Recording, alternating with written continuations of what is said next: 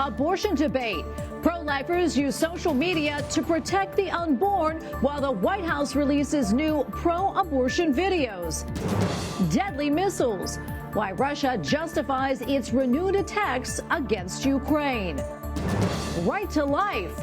A European court responds to an assisted suicide case. And special ceremony. Pope Francis canonizes 2 new saints. We have a report from Rome. On EWTN News Nightly for Monday, October 10th, 2022.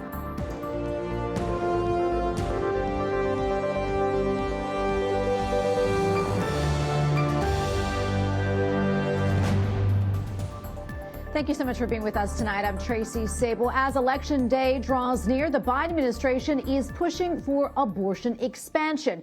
They are using social media videos to spread their message, but pro-life organizations are posting their own videos in an effort to convince pregnant women to choose life. White House correspondent Owen Jensen reports.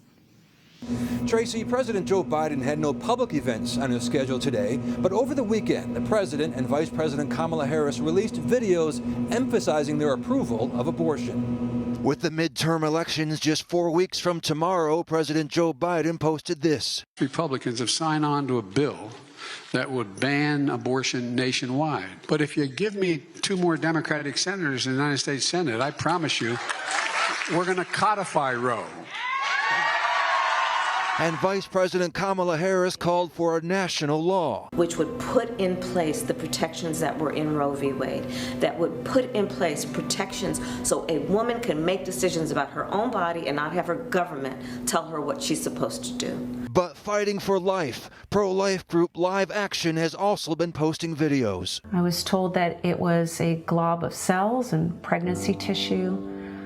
It would just be a simple procedure. That couldn't be farther from the truth. I heard the vacuum suction machine as it was turned on. It was a horrible sound.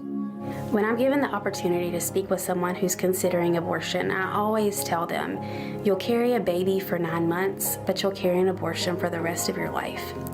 And I just encourage them to think about this long term and how they might feel about it later when they have other children who, they've taken the older sibling from. Abortion is clearly an issue on the campaign trail. Susan B. Anthony, Pro-Life America, says Democratic candidates are unable to name a single limit they support, while Republicans' 15-week ban is supported by 72% of voters. At the White House, Owen Jensen, EWTN News Nightly. Well, the latest unemployment figures show the economy added over 260,000 jobs in September, but economists say it marks the 2nd month in a row of falling numbers. Republicans describe the economy as the top kitchen table issue heading into next month's midterm elections. Capitol Hill correspondent Eric Rosales has more. Democrats are praising the latest job numbers, saying it's due to the success of President Biden's policies. Meanwhile, Republicans continue to concentrate on the economy and inflation on the campaign trail. Families are struggling under the weight of big government socialism. What Joe Biden and Nancy Pelosi have done the last 2 years to ram through trillions in spending, mountains of heavy regulation, and more big government socialism, it's hurting the lower income families of America. But House Democratic leaders say their track record speaks for itself. We are just communicating with the American people what our vision has been and will continue to be, of putting people over politics, fighting to lower costs, better paying jobs, safer communities, and pointing to our track record of doing all of the above. Republicans recently rolled out their economic plan, a commitment to America. They tell me their top priority is to stop out-of-control government spending. Because it's really a misallocation of funds, a misallocation of capital towards political interests and political ideas, and not what the American people actually want in their everyday lives. What Republicans are focused on is getting back to what people want and letting them be the driving force of America. Congressman Tom Emmer, the chief Republican leading the GOP's election effort, says economic growth started starts with energy independence. He attacked the energy industry, and that is the first element. That is what seeded the clouds to the double-digit inflation and the incredible explosion in the cost of living in this country. Because others agree with Minority Leader Kevin McCarthy's plan. And I think his coming out with a policy proposal like Rick Scott's policy proposal on the Senate side, I'm all for it. I think the more we talk about what we believe and what our values are, the more voters like that. Republicans admit even if they win both chambers, their economic agenda will likely go nowhere because of President Biden's veto power. However, they say Americans will see their agenda for the upcoming presidential election in 2024. At the Capitol, Eric Rosales, EWTN News Nightly. We go now to Vince Colonnese, editorial director at the Daily Caller. Vince, great to see you again. As you know, the midterm elections are about a month away now. That said, how do you see the economy impacting or shaping this election? I mean, how big of a role do you think it plays? It's huge. The economy is top of the list for so many voters nationwide, especially in these critical races that are on the margins. And voters care sincerely about their economic misfortunes right now, and especially inflation. Just that they're poorer now, that everything is so much more expensive, and whatever wage increases they've had over these last 2 years just haven't kept up. So voters feel that, and that does bring people out to the polls when they're that directly impacted by the behavior of their government. Of course, the other big issue I think that's really activating voters right now, especially in some of these key Senate races, places like Pennsylvania and Wisconsin, is crime. Crime is a big issue that is bringing voters out. They are not happy with the amount of crime that's increased in the United States, especially in their states, and they'd like to fix that. So that will bring voters out this November. Vince, what about the role abortion is playing leading into the midterms? And do you think this issue is playing more to one party? I think at the outset of the Dobbs decision, you saw a lot of energy among Democrat voters who are very enthusiastically, among those who are enthusiastically pro-abortion. That energy, according to pollsters, has subsided to an extent, and it is returned once again to the dominant issue being the economy and crime and so many other things. Abortion does rank pretty high in terms of interest, but I think what may be happening right now is the Democrats are making a mistake of believing that their most enthusiastic loyalists are indicative of the broader sentiment among voters nationwide. That's just not the case. I mean, if you look at every likely voter survey right now, the trends are all headed in the direction of the Republican Party with each passing poll. And as you get closer and closer to Election Day, Democrats are getting very nervous about the headwinds that they're facing. You know, we also keep on hearing about so-called October surprises. And one possible surprise is the report late last week that federal agents are considering whether to file charges against Hunter Biden, the president's son. Now, what more can you tell us about this story, and how do you see this playing out? They're contemplating, according to the Washington Post's report, they think they have a good case to go after Hunter Biden on two things. One is that he didn't pay all of the taxes that he owed in the past, and that he's criminally liable for that. The other is that he lied on a gun form, and that one is pretty easily provable because the basis of the lie is that he said that he had not been a user of illegal narcotics. We know, of course, courtesy of his laptop, which has become very public now, that he was indeed using extensively. In fact, the president has talked at length about his prior drug use. So that one seems like a layup, a slam dunk in terms of pursuing him criminally. What's interesting about this story, though, is what's not included. So those two cases, that's a big deal for anybody that the feds are contemplating charging you with something. But what's not included is foreign lobbying charges, concerns about the way he was making money from foreign governments and the extent to which his own father, that is the current president of the United States, may have been implicated in those schemes. The emails on his laptop indicated that he was potentially, that is Joe Biden, on the receiving end of 10% of a massive cut with a Chinese energy company. That's where the phrase 10% for the big guy comes from. And you also have Hunter Biden's former business partner, Tony Bobulinski, saying now on repeated occasions on the record that Joe Biden was absolutely involved in his son's foreign business dealings. That is a massive scandal, and it's left untouched in this latest Washington Post reporting, which says that the FBI is far more interested in other things. Quickly, before I let you go, we have about 30 seconds left or so, but today here in the U.S. is Columbus Day in honor, of course, of Christopher Columbus. But in 130 cities and around a dozen states, it is called Indigenous Peoples Day. Vince, I want to get your reaction to this move away from honoring Christopher Columbus. Well, notice it's not an effort to create a separate so-called Indigenous Peoples Day. It's meant to explicitly dishonor Christopher Columbus, which is why it's established on the same date. This was started in the left-wing enclave of Berkeley in 1992. But the effort to go after Christopher Columbus is long-running, and a lot of it is actually animated by anti-Catholic bigotry. The Ku Klux Klan hated the establishment of Columbus Day. They saw it an extension of the Catholic Church. And Christopher Columbus, we know, one of history's most famous Catholics, he brought the message of Jesus to the New World. And whatever complications you may have about his image, there are many people who view him as an adventurer, as a hero, and of course the basis of the great charitable work of the Knights of Columbus right here in the United States. Absolutely, indeed, Vince. Thanks so much for coming on. Always appreciate your insights. Great to talk to you. Thank you.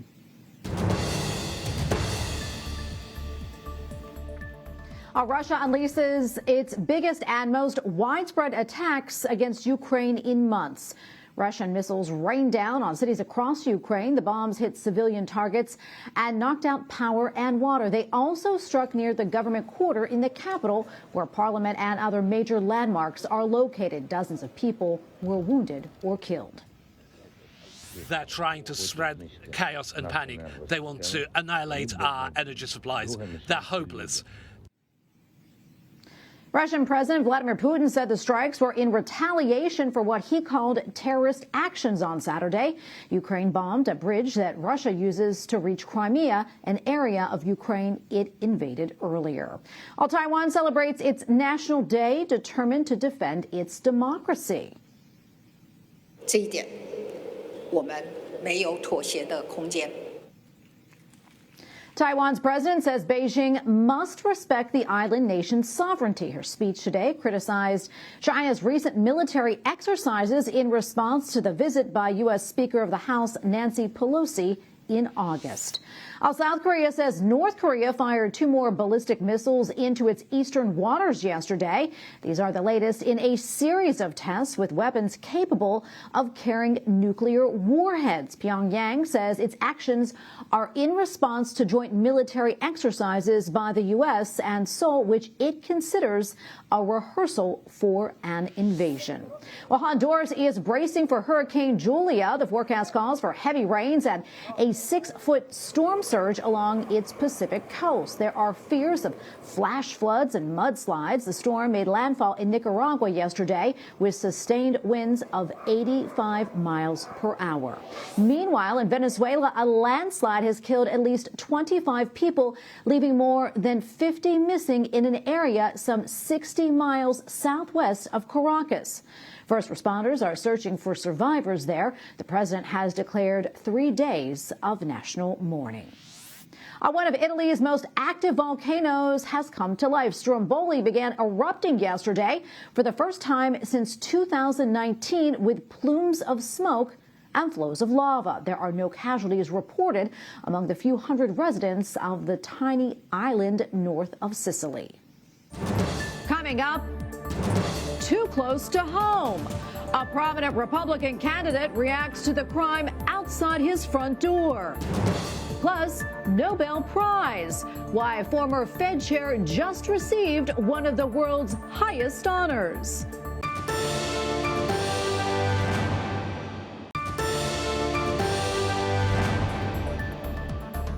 New York's Republican candidate for governor says his family is safe after a drive-by shooting outside of his Long Island home. Congressman Lee Zeldin says the incident took place yesterday, adding 2 wounded teens hid in his yard. A third victim left the scene.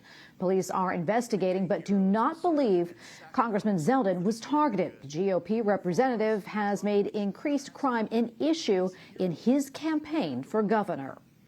A former chairman of the Federal Reserve has won this year's Nobel Prize for Economics. Ben Bernanke is honored for helping the U.S. emerge from the 2008 recession. He shares the award with 2 other recipients. Well, a March for Life in Mexico's capital was part of a nationwide rally for the unborn yesterday. Organizers say nearly 1 million people took part in marches across 31 states. The initiative began last year after several states legalized abortion up to 12 weeks of pregnancy. The European Union of Human Rights recently issued a ruling on a highly anticipated case involving assisted suicide. The High Court says Belgium violated the right to life of a 64-year-old woman who was euthanized back in 2012. She died after saying she suffered from untreatable depression. The landmark case was brought by her son, who says family members were not consulted by a doctor prior to her death. The Catholic Church is strongly against assisted suicide. In 2020, the Vatican called it, quote, intrinsically evil. We go now to A.C. Wimmer, editor-in-chief of CNA Deutsch, who has been following this story. A.C., great to see you. Can you tell us more about what the court said in its ruling, and also, was this ruling a surprise? Well, Tracy, it kind of was a surprise in as much as the court found that there was a violation of Article 2 of the European Convention on Human Rights, namely that the right to life shall be protected by law. But at the same time, the court found that there was not really a violation of the legislative framework that Belgium has in place when it comes to practicing euthanasia. And that might not just at first sight seem a bit contradictory. When you consider what was happened, that someone died after having approached a euthanasia advocate, and then her son finding out by getting a bill from the hospital, he says, you also see that nasty surprises were part of the story all along. And AC, for those who aren't familiar, can you tell us a little bit more about the assisted suicide laws in Belgium? And also, will this ruling make it harder for those who are seeking an assisted suicide? It certainly will put in place a better framework, one would like to think, or at least an improvement of what's in place, Tracy. But what is in place when it comes is more about ensuring that euthanasia can take place within a certain time frame. And that includes in Belgium and the Netherlands, both countries that are at the forefront of these developments, minors and people who are suffering not from a terminal illness, but simply from, as it was in this case, deep depression and allegedly incurable depression, but for a person that otherwise was physically healthy and well. AC, what was the reaction to this ruling from the woman's family and from pro-lifers? So there's a fair bit of relief for Tom Mortier himself. I've met him a few years ago when this case was unraveling, and I saw a man who was deeply struck by not being able to say goodbye to his own mother, by being uninformed by the doctors performing this process when it took place, and only afterwards finding out. So there is perhaps a legitimate hope that there is a bit of closure now and a bit of hope that things might improve in Belgium. But on the whole, this has been a harrowing process for the family and for many pro-lifers. And the fight is not over. I think that's the overall sense that people are getting. It's only just a small milestone, a step forward perhaps on the right way. AC, I want to switch gears here. Something else I want to talk to you about. Late last week, an executive at an Australian rules football team in Melbourne was forced to resign after it emerged that he was Christian and pro-life. He also said that homosexual acts were sinful. What more do you know about this? So this is a major case for Australia, but also one that has ripples, I believe, across the sports world. Inasmuch as this was a senior executive for one of the most important teams, the Essendon Bombers. Anyone familiar with AFL would know they're a huge team in Australia. But also with a man who was himself a senior executive of the National Australia Bank, someone who knows how to lead and has significant experience in the business community as well.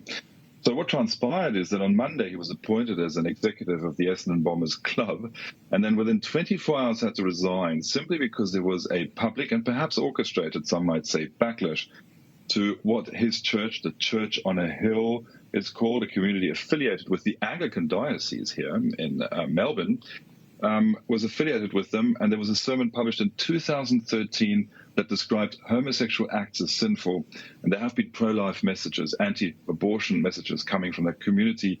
He had to step back. He had to resign under protest. The Catholic archbishops of both Melbourne and Sydney have come out warning that this has a chilling effect for people, for Christians, those supporting the teams, those making donations to the teams, but also those in public roles. And Tracy, it's not the first time that football codes in Australia have been embroiled in these sorts of tensions when it comes to questions of LGBT support and similar issues. AC, unfortunately, we have to leave it right there. Always so much more we can talk about. Great to have you on as always. Thank you so much. Thank you so much, Tracy. God bless. Up next, how two newly canonized saints reflect a priority of Pope Francis. Plus, a popular religious procession makes a comeback.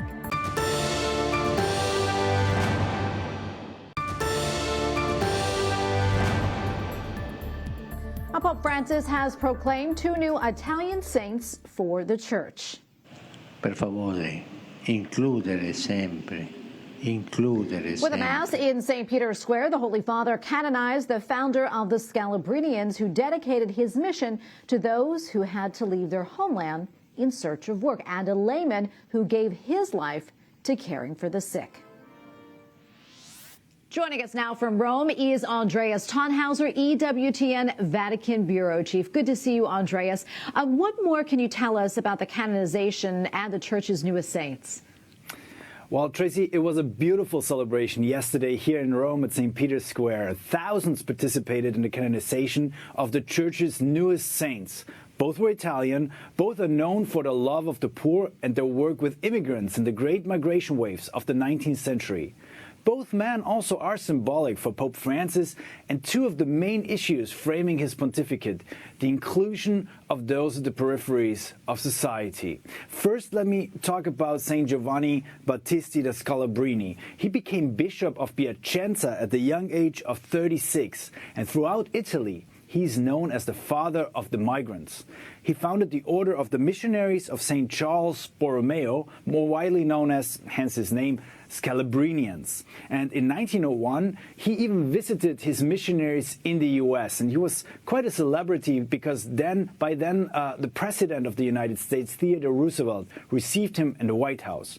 And secondly, Tracy, Pope Francis canonized Saint Artemide Zatti. This layperson was a migrant himself. With his parents, he left a life of extreme poverty here in Italy, and in 1897, he went to Argentina. There, he started working with the Salesians. And Andreas, these two new saints really are programmatic for the pontificate. Talk to us more about this, if you will. Well, in his homily, Pope Francis said that both Zatti and Scalabrini can help us to overcome walls of division and to cultivate that nobility of soul so pleasing to God, which is, of course, gratitude. The Pope also said that this canonization made him think of the many suffering migrants, especially refugees from Ukraine and immigrants who attempt to cross the Mediterranean Sea from Africa. The Holy Father also mentioned in his homily and the canonization mass that the Church and society need to be more inclusive. The exclusion of migrants in society and Church was, said the Holy Father, scandalous and criminal, calling the Mediterranean the greatest cemetery in the world. And this Sunday, during the traditional Angelus prayer on St. Peter's Square, the Pope also mentioned the beatification of Maria Costanza Panas in the Italian town of Fabriano. The poor Clare nun offered her suffering for the Second Vatican Council. Well, Tracy, we know, and as you know, we will celebrate the 60th anniversary of Vatican II tomorrow. And Andreas, before I let you go, what did Pope Francis say about this week's celebrations of the Second Vatican Council? Well, so regarding the beginning of the Council 60 years ago, Pope Francis brought up a very heavy topic, the threat of nuclear war, that is. And this is not the first time that he asks the faithful to pray for peace and against the nuclear threat. He mentioned that we should not forget the danger of nuclear war that menaced the world also 6 decades ago. Why don't we learn from history, he asked, and urged to choose again the way of peace. And I'm sure we'll hear more about these two issues tomorrow at the festive Mass celebrating 60 years of Vatican II, which of course also EWTN will live stream and broadcast. Andreas Tannhauser, EWTN Vatican Bureau Chief, thank you as always. Finally tonight, Peru's most popular Catholic procession returns for the first time since the coronavirus pandemic. The tradition celebrates the replica of a painting called The Lord of Miracles. The procession is one of the world's largest. It finishes at a monastery which houses the original mural that dates back from the 17th century. In that time, the city has been the site of 3 major earthquakes. Many buildings and homes have been destroyed, yet the mural has survived all 3. We thank you for watching tonight. For the entire EWTN News Nightly team, I'm Tracy Sabol. Good night and God bless.